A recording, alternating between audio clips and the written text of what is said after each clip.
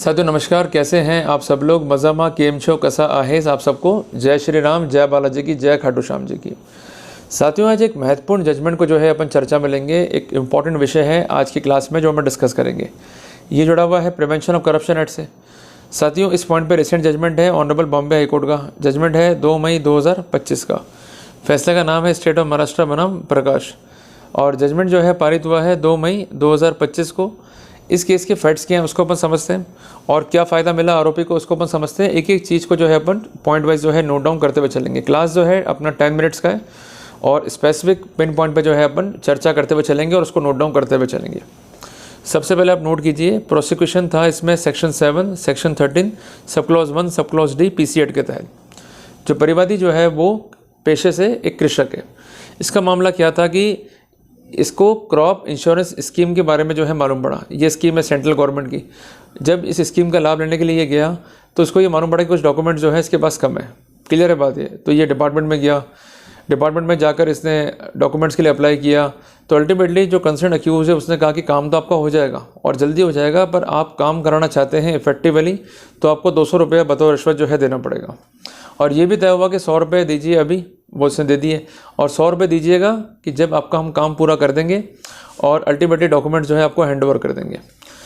इस पॉइंट के ऊपर जो है एक मैटर रिपोर्ट होता है एंटी करप्शन ब्यूरो को। वो लोग वेरिफिकेशन करते हैं, फिर प्री ट्रैप करते हैं, फिर ट्रैप करते हैं। अल्टीमेटली जो आरोपी है वो रंगे हाथों पकड़ा जाता है। पैसे जो है वो रिकवर होते हैं उसके टेबल से, और अल्टीमेटली वो होता है चार्जशीट। चार्जेस फ्रेम होते हैं, और केस को प्रूव करने के लिए 4 प्राइम एविडेंसेस जो है यहाँ पर रखे गए। पहला था परिवादी, दूसरा आया पंच विटनेस, तीसरा आया टीएलओ जिसको हम कहते हैं ट्रैपलिंग ऑफिसर, और चौथा आया इसमें आईओ जिसको हम कहते हैं इन्वेस्टिगेटिंग अथॉरिटी या इन्वेस्टिगेटिंग ऑफिसर, या उसको तपास अधिकारी भी कहते हैं, विवेचन अधिकारी भी कहते हैं। क्लियर है बात ये। साथियों एक बात ध्यान रखिएगा कि प्रिवेंशन ऑफ करप्शन एक्ट में जो प्रोसिक्यूशन है उसकी ड्यूटी है to prove the case beyond reasonable doubt. अगर केस जो है साबित नहीं कर पाया प्रोसिक्यूशन तो अक्यूज को जो है एक्विटल मिलेगा। पर अगर कई बार ऐसा होता है कि जो प्राइमरी एलिमेंट्स है means indicating the violation of statutory provisions, तो ऐसे सिनेरियो के अंदर जो कंसर्न अक्यूज्ड है उसको प्रिजम्पशन को जो है रिब्यूट करना पड़ेगा। और ये प्रिजम्पशन जो है धारा 7 पीसीएट के मामले में जो है अवेलेबल होता है, पर उसको रिब्यूट करने के लिए उसको अपना डिफेंस साबित नहीं करना है बियॉन्ड रीजनेबल डाउट। उसको अपना केस जो है स्टैंड करना है by the theory of preponderance of the probability, जिसको हम कॉमनली कहते हैं the theory of probable defence. Means ऐसा बचाव जिससे जो केस है प्रोसिक्यूशन का उसमें डाउट जो है वो क्रिएट हो जाए। तो इस केस में क्या किया कंसर्न अक्यूज ने, उसको जो है अपन समझते हैं स्टेप बाय स्टेप। उसका कहना यह था स्ट्रेट फॉरवर्ड वे में कि ना तो मैंने पैसा मांगा है और ना ही मैंने कोई पैसा जो है प्राप्त किया है।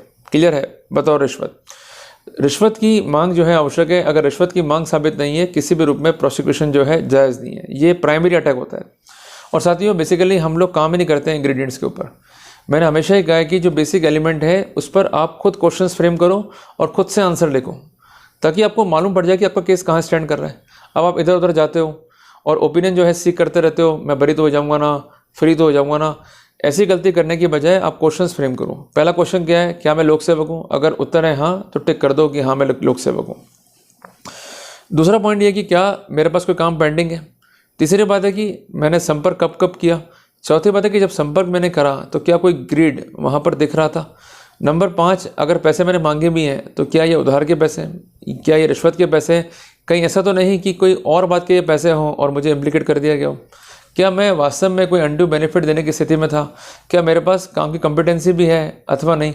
क्या मैं किसी के साथ कॉल्यूजन कर रहा था अथवा नहीं? ये फंडामेंटल क्वेश्चन है, इसको हमको ड्रॉ करना पड़ता है। पर हम लोग क्या है जनरल में जो है केस को लड़ते हैं, नुकसान खरीदते हैं। Change your pattern sir. अगर आप पैटर्न रखोगे अपने पुराने तो आप केस को जीत ही नहीं पाओगे। Be acquaint with technology. अभी देखो आज के टाइम पे आ गए एआई टूल।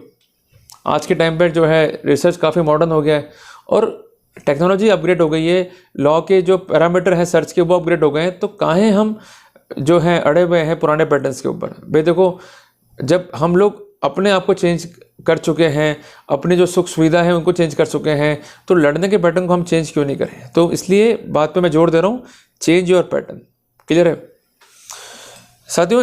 सबसे इंपॉर्टेंट बात ये थी इस केस में कि एक अनदर केस हुआ था बाय द सेम ट्रैपलिंग ऑफिसर। उसमें ये व्यक्ति जो है गवाह था। वो केस जो है फेल हो गया।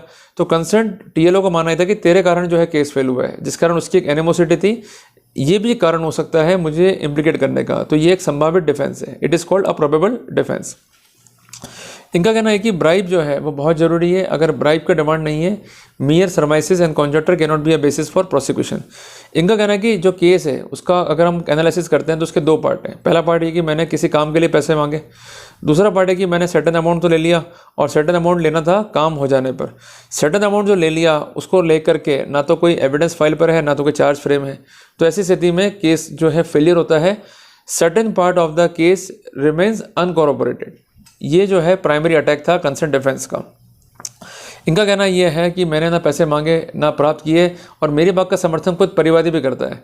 डिफेंस को अपना पॉइंट साबित करने के लिए डिफेंस बॉक्स में आने की ज़रूरत नहीं है। डिफेंस क्रॉस एग्जामिनेशन के जरिए भी अपना डिफेंस पुट ऑन कर सकता है और केस में जो है संभावना क्रिएट कर सकता है।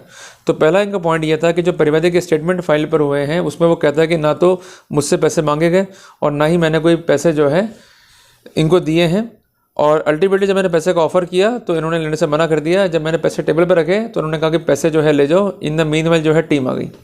और कई बार ऐसे बयान जो है हमारे फाइल पर होते हैं, कई कारण इस बात के भी हो सकते हैं। तो आप सबकी क्वेरी आती है कि भाई अगर ऐसा स्टेटमेंट है फाइल पर तो क्या हम बच जाएंगे? हाँ, डेफिनेटली आप बचोगे, क्योंकि ऐसा स्टेटमेंट जो है क्रिएट करता है इनकन्सिस्टेंसी, मिसमैच, और ये अल्टीमेटली जो है बन जाता है part and parcel of probable defence. तो फ़ायदा अपने को अल्टीमेटली मिल जाएगा।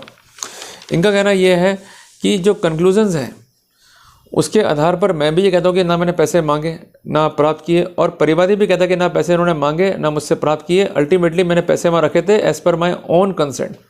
तो ऐसे सिनेरियो में जो थ्योरी आई है रिकॉर्ड पे वो टोटली मिसमैच है विद द ओरिजिनल थ्योरी। ऐसी स्थिति में डाउट जो है क्रिएट होता है, और इसको रिपेयर करने के लिए कोई भी स्पेसिफिक अलामत ऐसे नहीं रखे गए कि परिवादी झूठ तो नहीं कह रहा है, इसको स्टैंड बाय करने के लिए। तो जब तक प्रोसिक्यूशन खुद सिंसियर नहीं है, डिमांड को जो है साबित नहीं कर रहा है, और डिमांड को साबित करने के लिए कोई स्पेसिफिक एविडेंस फाइल पे नहीं रख रहा है, और जो एविडेंसेस है उसमें इनकन्सिस्टेंसी है या डाउट है, तो डेफिनेटली अक्यूज को फ़ायदा मिलेगा। इनका ये कहना है कि इसके अलावा इस केस में कोई भी आई विटनेस नहीं है, और जो पंच विटनेस है जो कि सो कॉल्ड आई विटनेस है वो भी आई विटनेस नहीं है। जब उसको हमने क्रॉस किया तो उसने ये बयान दिया है कि ना तो मैंने घटनाक्रम देखा ना सुना। When the concerned panch witness never heard the conversation, even witness the conversation, then it is beneficial for the defense. मित्रांनो, लक्षात घ्या आणि नोट करा, कन्सेंट प्रिव्हेंशन ऑफ करप्शन ॲक्टमध्ये कन्सेंट एजन्सी मागणी साबित करण्यासाठी बांधलेला आहे। ये सेंटेंस मराठी में ये मैं आपको जो है नोट डाउन करवा रहा हूँ। जर मागणी साबित नाही तर कन्सेंट आरोपीला प्रोसिक्युशन कारवाईला अब्यूज आहे। कृपया करून नोट करा आणि लक्ष घ्या। साथियों, इस केस में क्या हुआ था कि अक्यूज ने ना तो पैसे मांगे ना ही प्राप्त किए, तो जो बेसिक रिक्वायरमेंट है वो फुलफिल ही नहीं हो पाई। इसके अलावा जो बेसिक इंग्रेडिएंट्स हैं वो भी साबित नहीं हो पाए। आप एक बात ध्यान रखिएगा कि जब तक बेसिक तत्व जो है साबित नहीं होते हैं तब तक प्रिजम्पशन ड्रॉ नहीं होगा। धारा 20 का प्रिजम्पशन तभी ड्रॉ होगा जब बेसिक एलिमेंट्स फाइल पर रहते हैं, और अगर एलिमेंट आ भी गए हैं तो आपको अपना बर्डन डिस्चार्ज करने के लिए बियॉन्ड डाउट नहीं जाना है, हमें संभावित डिफेंस जो है रखना है। क्लियर है? और अल्टीमेटली कंसेंट अपील को जो है रिजेक्ट कर दिया गया, और एक बड़ा नुकसान जो है यहाँ पर स्टेट ऑफ महाराष्ट्र को हुआ। 2 बार इनकी हार हुई, एक बार ट्रायल कोर्ट में और एक बार हाई कोर्ट में। और ultimately high court specified that कि प्रोसिक्यूशन को मांग साबित करनी पड़ेगी। मांग होनी चाहिए specific, mere surmises, mere conjecture can not be a basis for prosecution. Clear है बात ये? तो इससे शिक्षा क्या मिलती है कि जब भी कोई केस हो गया है तो उसको पूरा पढ़ो, पॉइंट्स निकाल लो, और संभावित बचाव क्या हो सकते हैं इसके हाइपोथेसिस ड्रॉ करो। क्लियर है? एक्सपर्ट की हेल्प लो, जरूरी है आज के टाइम पे। नहीं करेंगे तो हम भी मारे जाएंगे। तो मेरा इसलिए कहना आप सबसे ये कि जब तक हम अपने केस में स्पेसिफिक नहीं है, पिन पॉइंट काम नहीं कर पा रहे हैं, तो हम ही मारे जाएंगे। क्लियर है बात है? और अगर हम स्पेसिफिक हैं, हमने ध्यान दे लिया और हमें मालूम है कि किन किन थ्योरीज के मार्फत जो है हमें केस को स्टैंड करना है, then definitely we could have the benefit. तो इंपॉर्टेंट गाइडलाइंस है, इसको फॉलो कीजिएगा, और अगर इस केस के फैक्ट आपके केस से मिलते हैं then definitely you could have the benefit of the set guidelines. जल्दी मिलते हैं अपन एक नए टॉपिक के साथ। टिल देन, जय हिंद, जय भारत।